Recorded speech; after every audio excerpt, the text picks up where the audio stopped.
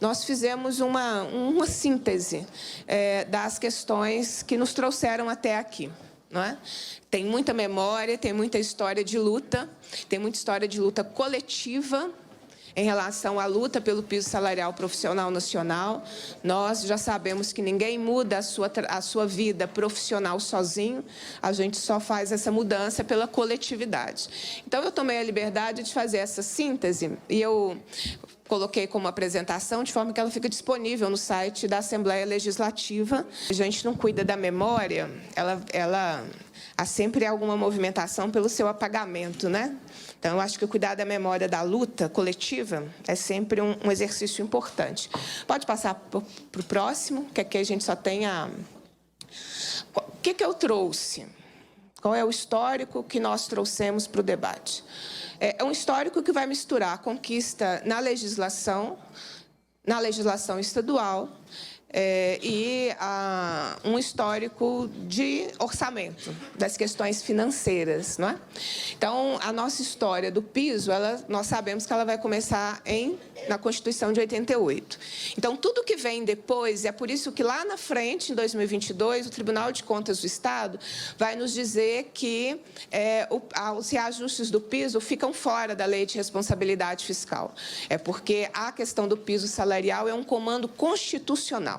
É a Constituição Federal que determina um piso salarial profissional nacional para os profissionais da educação escolar pública nos termos de lei federal.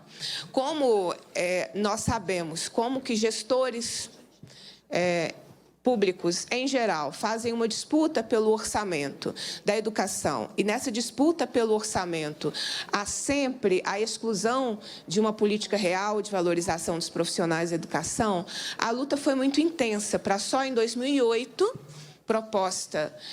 projeto de lei proposto pelo presidente Lula, à época, com muita luta da CNTE, tem um grande histórico de luta, que eu não trouxe todo ele pela necessidade de síntese, mas nós vamos ter, em 2008, que é a próxima apresentação, a instituição do piso salarial profissional nacional para a educação básica. Da mesma forma, nós vamos ter, em lei estadual, já 10 anos depois, nós vamos ter, no Plano Estadual de Educação, a meta 16, que está escrita lá, nós podemos fazer a leitura em conjunto, valorização dos profissionais do magistério, da educação básica da rede estadual, buscando-se a diminuição da desigualdade entre o rendimento médio e dos profissionais de outras áreas com a categoria de escolaridade equivalente respeitada à lei federal que institui o piso salarial profissional nacional. Então, a valorização dos profissionais faz parte de lei estadual também desde 2018. Nós vamos seguir porque nós vamos lembrar que de 2008 a 2011, uma grande luta foi travada no judiciário com a tentativa, na época de 5 governadores de estado, declarar inconstitucional a legislação do piso salarial profissional nacional. Eu não me lembro todos os estados, alguém se lembra? Os estados que ajuizaram a ação. Eu sei que o governo de Minas apoiou a ação, né, de inconstitucionalidade, mas foi o Rio Grande do Sul, São Paulo, foram 5 governadores que foram ao STF na tentativa de declarar inconstitucional a legislação do piso e perderam. Vocês se lembram que foi na greve de 2011, durante a greve da educação de 2011, que foi uma greve de 112 dias, no curso dessa greve nós tivemos o término do julgamento dessa declaração de constitucionalidade, o STF dizendo que sim, é constitucional o piso salarial e não é toda a remuneração. Não se pode juntar tudo para dizer que paga o piso salarial. O piso é o vencimento básico da carreira. Em 2011, nós tivemos uma greve de 112 dias e foi o período que a categoria foi consultada qual era a forma de remuneração que ela queria. Se ela queria continuar recebendo por vencimento básico ou se ela queria migrar para o subsídio como forma de remuneração, que é aquela juntada geral, né, do auxílio transporte, a gratificação de pós-graduação, para se chegar a um determinado valor. Naquela oportunidade, a amplíssima maioria da categoria disse não ao subsídio como forma de remuneração, disse, olha, nós queremos receber o vencimento básico, porque a categoria, naquele momento, tinha a compreensão que era pelo vencimento básico que viria a política do piso salarial. O governo do Estado, à época, que era o PSDB, que hoje apoia o governo Zema, também tinha essa compreensão, que era pelo vencimento básico que viria o pagamento do piso. E aí, o que ele faz, no final de 2011, ele empurra o subsídio como forma de remuneração numa votação desrespeitosa que aconteceu no plenário desta Casa, em novembro de 2011, acaba com o vencimento básico e joga toda a categoria no subsídio como forma de remuneração a partir de janeiro de 2012. Mas não só isso, né, gente? Vocês se lembram que a contagem de tempo para a carreira foi congelada, as pessoas perderam a parte do tempo para a contagem de tempo na carreira, quinquênios, biênios, trintenários, gratificações, todos esses direitos deixaram de existir na medida em que compuseram subsídio e ninguém mais passou a adquirir novos direitos.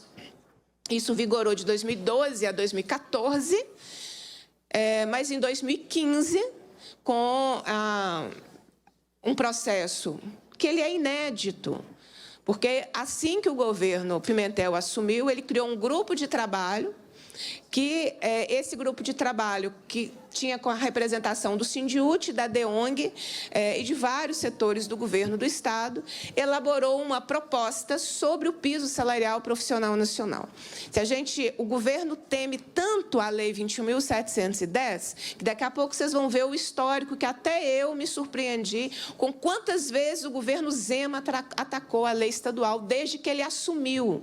Não foi ano passado, desde que ele assumiu. Não é? Então, em 2015, a gente teve um grupo de trabalho que teve uma resposta efetiva na negociação. Não adianta você ficar reunindo todo mês, se do final dessa reunião você só anuncia o que você vai fazer. Você anunciar o que você vai fazer não é negociação, é um anúncio do que você vai fazer, né? Então, vamos lembrar o que aconteceu com esse acordo que foi assinado. Nós vamos lembrar dele porque o acordo foi assinado no dia em que os colegas do Paraná foram violentamente atacados pela polícia militar, a mando do governador da época, que foi um dos maiores massacres que os profissionais da educação viveram no Brasil.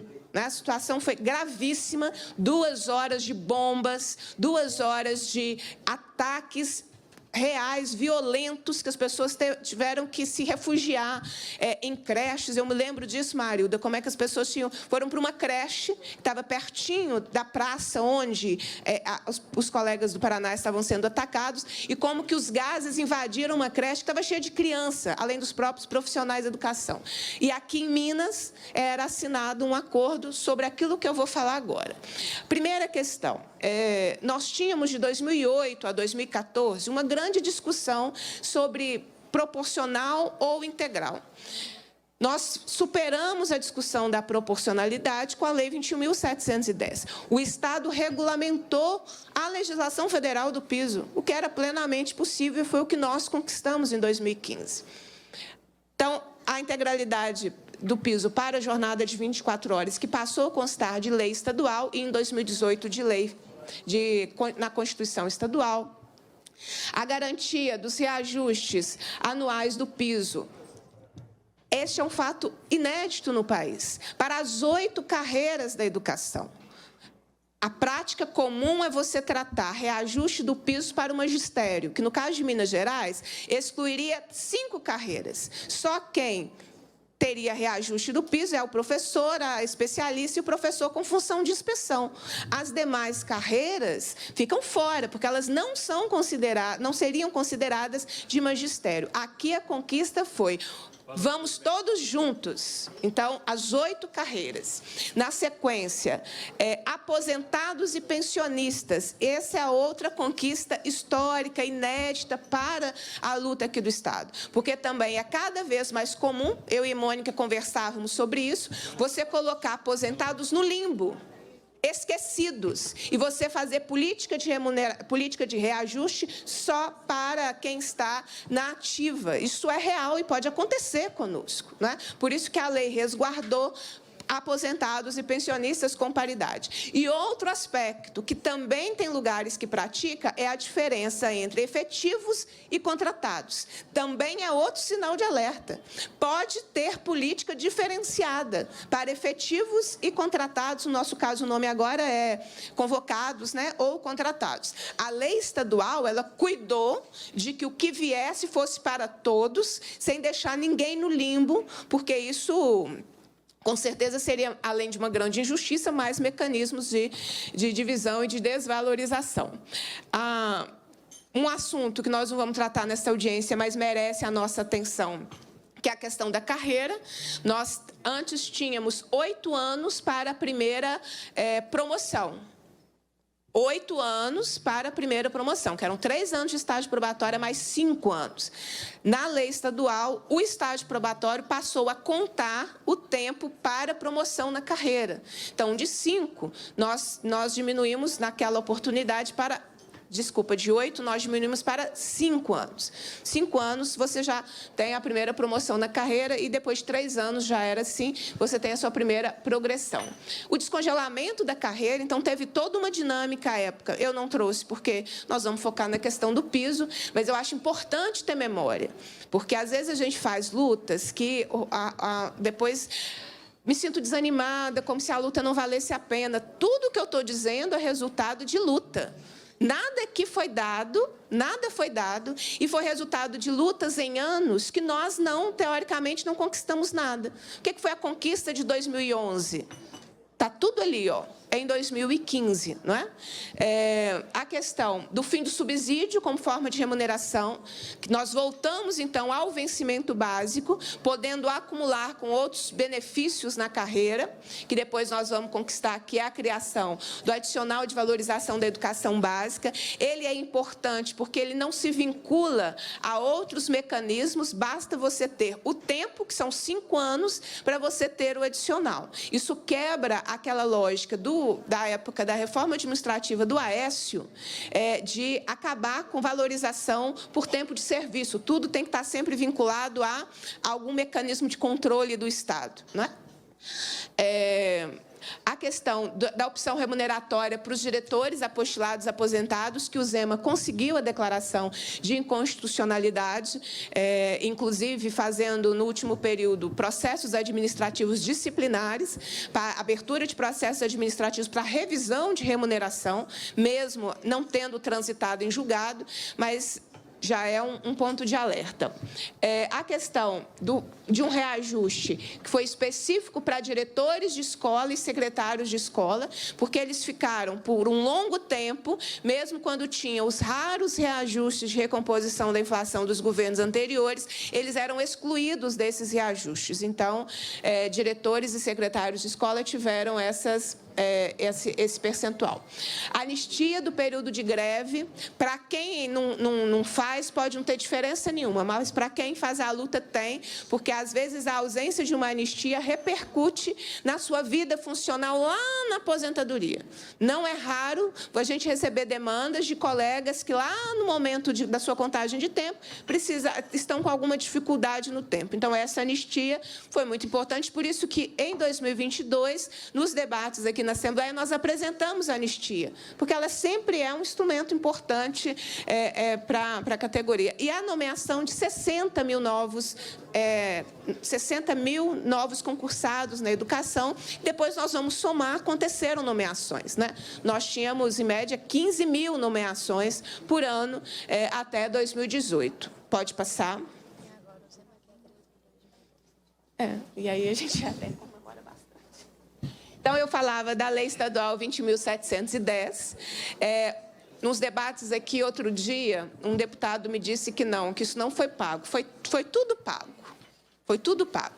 Os 3 abonos foram pagos. O primeiro começou em 2015, o segundo começou em 2016 e o terceiro começou em 2017. Foi uma negociação. É isso que é negociação. A categoria saiu do seu lugar, que ela tem o direito de reivindicar tudo imediato, e fez um processo de negociação que parcelava os reajustes, os valores, em 3 anos, todos incorporados. O único que não foi incorporado em 2018, que foi incorporado pelo governo Zema, se eu não me engano, em 2020 ou 2021, foi o último abono. Os demais todos foram pagos e os 2 foram devidamente incorporados, na data certinha que a lei estabelece. E tivemos ainda a Lei Estadual 22.062, 2016, que garantiu o reajuste de 11,36, que foi o reajuste do piso salarial da época.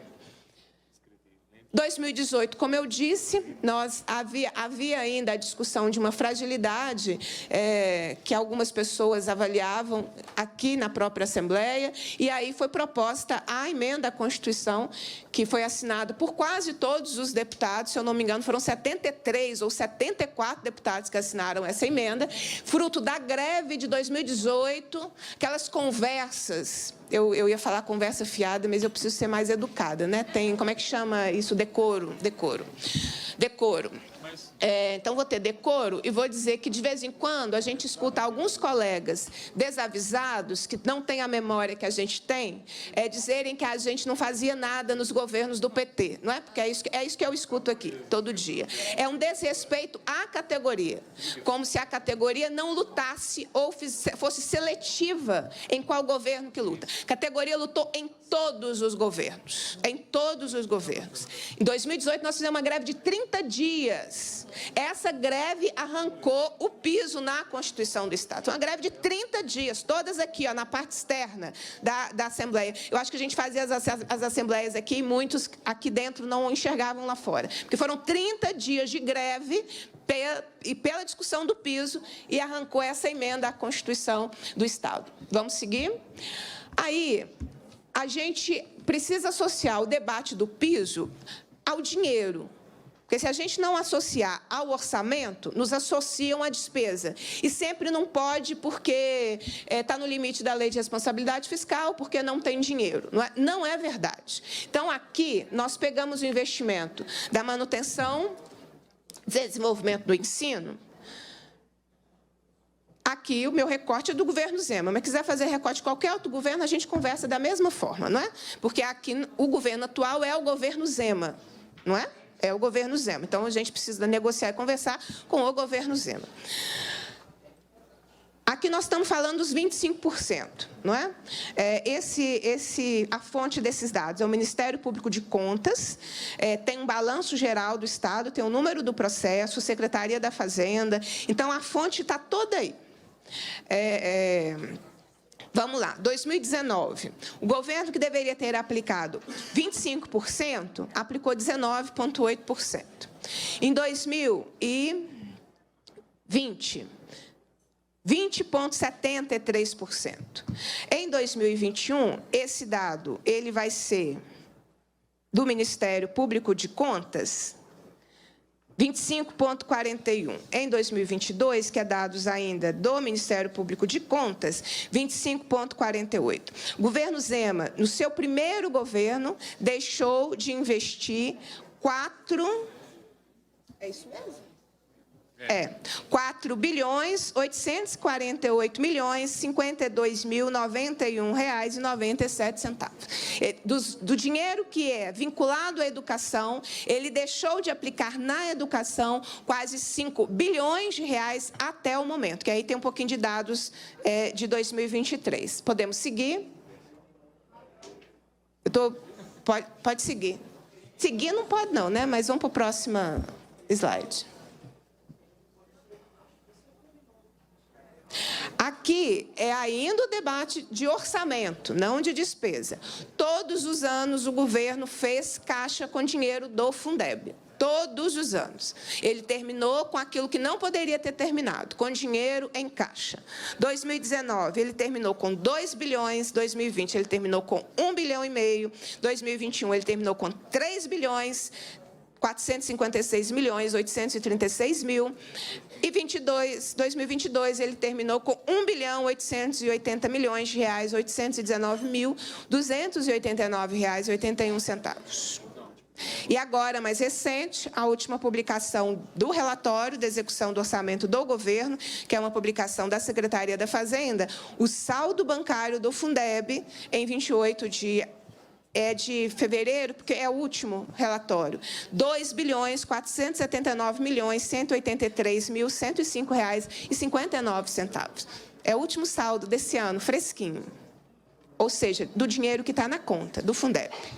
Aí a gente pega o salário educação em 31 de dezembro de cada ano, e sim, o salário educação pode ser utilizado para pagamento de pessoal, eu vou mostrar daqui a pouquinho, um parecer do Tribunal de Contas do Estado, com os números aí, ó, 2019, em caixa, 3 bilhões, 2020, 3 bilhões e 326 milhões, 2021, 3 bilhões, 575 milhões, 2022, 3 bilhões, 107 milhões, e o saldo bancário, da mesma forma, de 28 de fevereiro desse ano, 3 bilhões, 156 milhões, 590.842,02. Então, a gente tem aí mais de 5 bilhões de reais em caixa do Fundeb e do salário educação em 2023.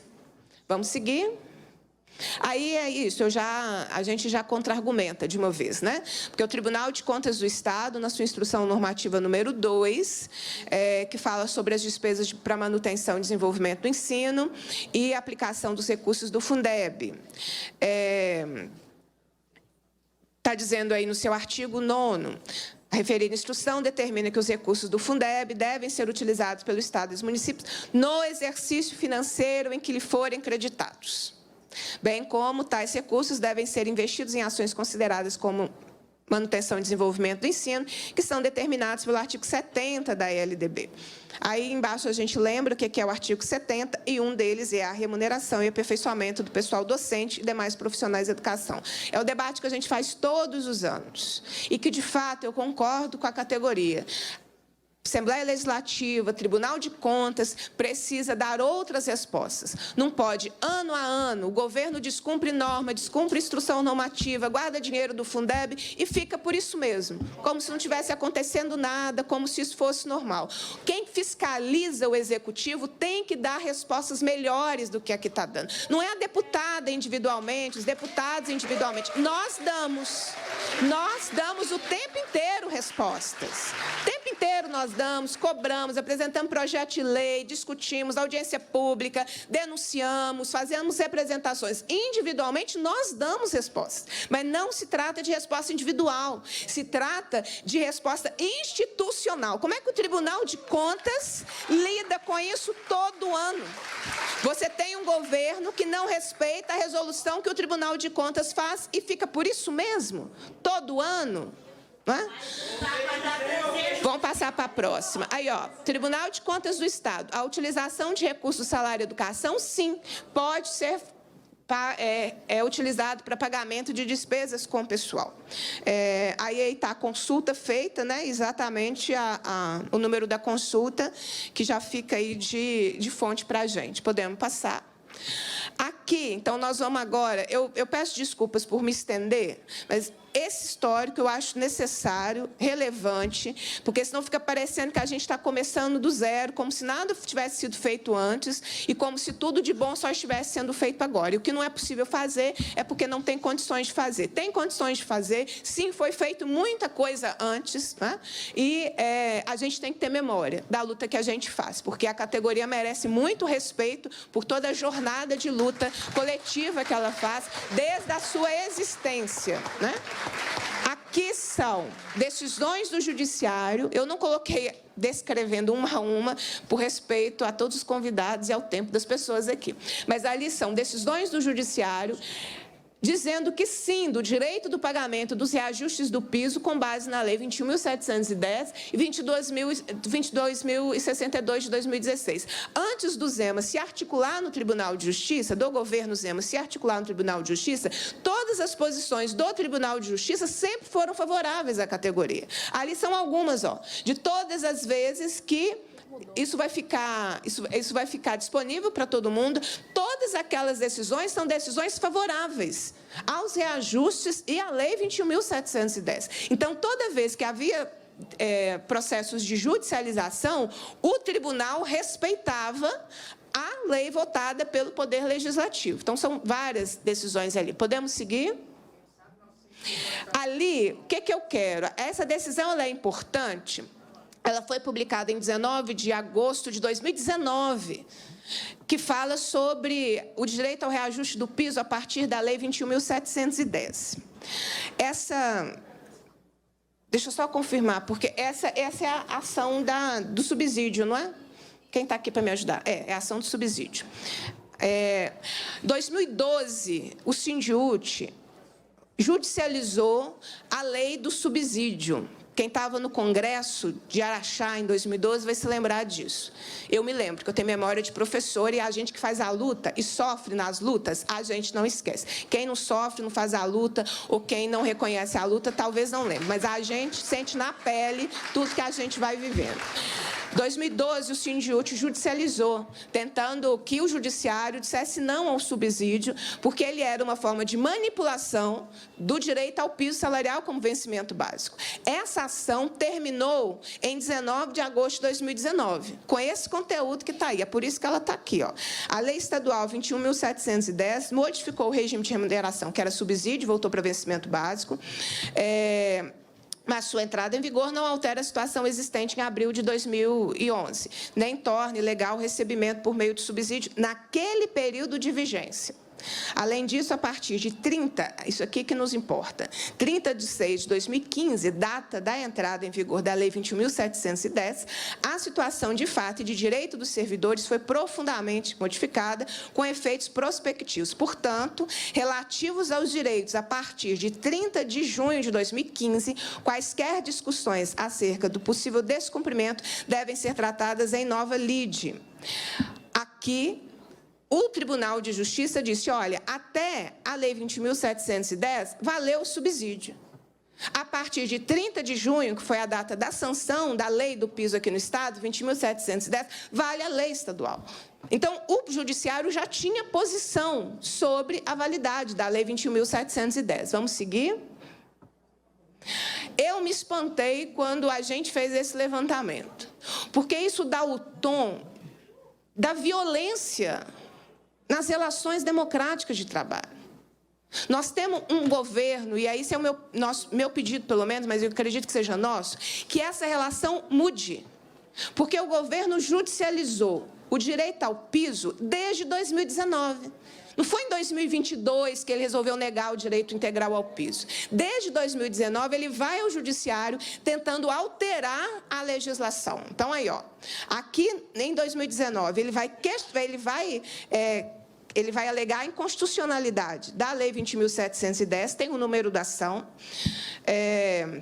Depois, ele, em 2020, vocês lembram que a categoria começou em greve. A greve foi suspensa em função da pandemia.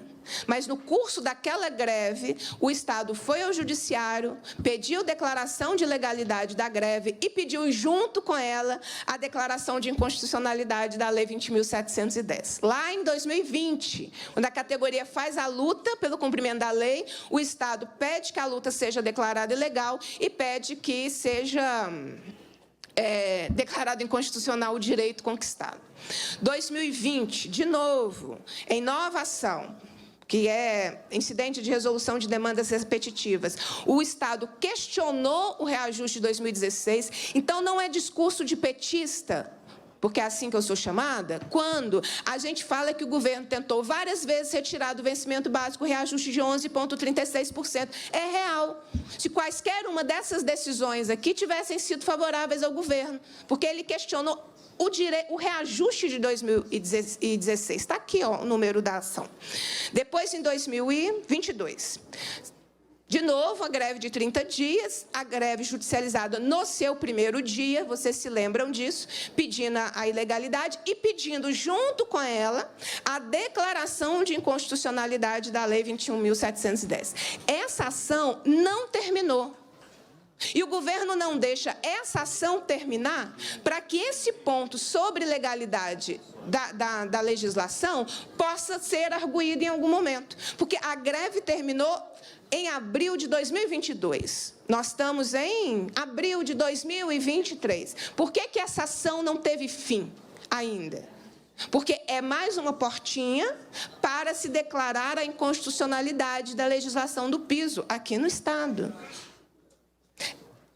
as táticas são também jurídicas, né? E pelo que nós estamos vendo aqui, são muitas, né? Depois, o governo ajuizou uma ação direta de inconstitucionalidade contra artigos da Lei 20.710 e contra a emenda à Constituição 97, e é esta ação que ainda não teve julgamento, que no início desse ano estava na pauta de julgamento do TJ, que, articulado e apoiando, né, a luta da categoria e do Sindiúte, vários deputados, nós do Bloco Democracia e Luta, fizemos uma solicitação ao presidente do tribunal para que essa pauta fosse retirada de julgamento. Nós precisamos de mediação. Olha, eu me lembro de uma memória da greve de 2022, que foi de 30 dias, da greve de 2020, de vários dias até a situação, né, da suspensão das atividades pela pandemia. Eu vou me lembrar da greve de 30 dias em 2018, da greve de 112 dias em 2011, da greve de 47 dias em 2010, da greve de 30 dias em 2008, que foi do ano da vigência do piso salarial. Quantas greves mais serão necessárias pelo mínimo, pelo básico? Nós estamos discutindo o mínimo que é uma política de reajuste que é definido nacionalmente. E aqui, não está nos slides, mas eu quero lembrar, na negociação de 2015, a categoria abriu mão do primeiro nível da carreira, que ele era de nível médio, e do segundo nível da carreira, que era de licenciatura curta, pela política do piso. Foi uma negociação. Então, o governo Zema não reconhece essa negociação, não reconhece a lei, mas vai querer pagar piso proporcional para a licenciatura plena, quando o piso salarial é para nível médio de escolaridade? Essa pergunta tem que ser respondida pelo governo, porque ele pega o que é melhor para ele, que é a discussão da proporcionalidade, mas e a questão do piso que é para nível médio? O piso não é para licenciatura plena, gente. O piso é para nível médio de escolaridade. E nós estamos 2 níveis acima, que é a carreira em Minas começa pela licenciatura plena. Nós abrimos mão da licenciatura curta, nós abrimos mão do magistério, porque foi uma negociação, que o governo quer que toda ela seja declarada inconstitucional. Então, em Minas, vai se praticar o piso, que é para nível médio de escolaridade, proporcional para nível superior de escolaridade? É isso que o governo pensa, né? Eu acho que é importante esse ponto do nível médio de escolaridade ser respondido aqui, porque a gente, às vezes, se esquece dele e ele é essencial. O piso salarial não é para a licenciatura plena, é para nível médio de escolaridade. Nós abrimos mão aí de 20%. Nós abrimos mão de 20% da carreira. Primeiro, quando o subsídio foi imposto, nós perdemos 22% na carreira, porque começava no ensino médio, 22% a curta, 22% a plena, e assim sucessivamente. Você se lembra que era 22% entre níveis. Com o subsídio, caiu para 10% entre níveis. E aí, com a negociação do piso, a categoria abriu mão de 2 níveis. Ela abriu mão de 20% da carreira. Por quê? Por tudo o que eu citei aqui, porque foi uma negociação. Na negociação, você abre mão de alguma coisa, o lado de lá também vai abrir mão e você negocia. Então, não dá para só impor uma versão de piso proporcional para a licenciatura plena, porque piso não é para a licenciatura plena, piso é para nível médio de escolaridade, né? Tem mais alguma apresentação? Ah, não, nossa, eu não falei do mais importante, perdão, volta lá. Que é em 2022, os 33% aprovados na Assembleia, o governo também judicializou e hoje é uma demanda que está lá no STF. Tem um pedido, né, de declaração de inconstitucionalidade, ação direta de inconstitucionalidade, contra o piso, o reajuste do piso aprovado aqui na Assembleia em 2022. Podemos seguir. Ali a portaria do MEC dos 14,95, nós já sabemos de cor. Também podemos, que é sobre a questão ainda parecer, é sobre a portaria, né? Podemos seguir. Ali é só para a gente lembrar, né? Os reajustes, ano a ano, qual foi o reajuste e o acumulado do período, né? Porque acabamos de votar 300% de aumento do governador, porque a justificativa foi que era um acumulado de 2007 a 2023. Foi aprovado o acumulado. Então, todo mundo tem o direito de discutir o seu acumulado, né? 2019, O reajuste foi de 4,7%, o governo Zema não concedeu esse reajuste. Em 2020, o reajuste foi de 12,84%, o governo Zema não concedeu esse reajuste. Em 2021, não teve reajuste nacional do piso, né? Em 2022, 33,24%. O governo não concedeu esse reajuste, porque o reajuste é além da recomposição da inflação. O reajuste do piso salarial profissional não se confunde com a reposição da inflação. A reposição da inflação é um direito universal da classe trabalhadora previsto na Constituição Federal e na Constituição do Estado. O reajuste do piso é uma política de valorização, é uma correção histórica, por isso que ela é gradativa, por isso que ela é vinculada ao aumento de receita dos recursos da educação a cada ano. Por isso que a metodologia é diferente. Então, não dá para confundir inflação com reajuste de piso. O total acumulado, esses dados, com certeza, são do DIEESE. Acho que agora finalizou? Obrigada. Tem um histórico, tem uma memória, a categoria abriu mão de muita coisa, a categoria ficou prejudicada por várias leis anteriores, teve congelamento de carreira, teve congelamento de salário, teve muita coisa. Então, os governos, eles precisam ter a memória do que a categoria viveu antes deles. Não é zerar. Você não zera a vida de todo mundo e tudo começa quando você começa a governar. Você tem um período anterior, né? E que precisa, sim, ser considerado nos debates. Então, esse histórico ele é importante para as gerações que estão entrando agora na escola, resultado desse concurso que foi conquistado na luta, o concurso de 2017, foi uma negociação com o governo do Estado à época. Não veio por alguém teve uma ideia brilhante, foi uma conquista de um período em que mais de 60 mil publicações de aposentadoria foram feitas. Então, agora, a gente escuta o governo dizer dos passivos de férias-prêmio, como se tentando jogar uma discussão, né, do jogo de torcida, uma torcida versus a outra, da polarização, porque precisa disso para viver, mas como se esse problema do histórico do passivo de pagamento de férias-prêmio fosse um problema isolado. Por que a gente tem um passivo de férias-prêmio hoje? Porque até 2014, as pastas, quem é inspetora aqui sabe disso, de escola, as pastas de aposentadoria ficavam amontoadas. E reza a lenda que, depois do resultado das eleições de 2014, foi um corre-corre geral lá na cidade administrativa, porque as pastas ficavam empilhadas, sem destinação devida. Quando foi em 2015, de fato, a gente conquistou uma aceleração de publicação de aposentadoria. Minas Gerais é um estado que você tem que brigar pelo direito de publicar aposentadoria. É isso mesmo. Tem alguém fora do estado nos ouvindo? Minas Gerais é isso. Não é essa eficiência, porque você tem que lutar pelo direito da publicação de um afastamento preliminar, depois você tem que lutar para a sua aposentadoria ser publicada, e você vai receber seus direitos retroativos há 10 anos atrás, sem nenhuma revisão, sem nenhum reajuste da inflação. Então, é sobre isso. Tem muito acumulado de férias-prêmio? Deve ter. Porque as pastas que ficaram acumuladas até 2014, de 2015 a 2018, elas foram tratadas devidamente com respeito. E as pessoas tiveram suas pastas não amontoadas nos cantinhos da cidade administrativa. E aí gerou a necessidade de mais concurso público, e esse conquistado em 2017. O concurso de 2014 foi conquistado na greve de 2011. A greve de 2010 conquistou a publicação do edital, a greve de 2011 conquistou a realização do restante do concurso. Então, todo esse processo tem uma grande memória de luta e ela é importante para que as pessoas aprendam a respeitar os profissionais que estão nas escolas, nas superintendências regionais de ensino, no órgão central. Essa apresentação fica disponível aí para todo mundo tê-la.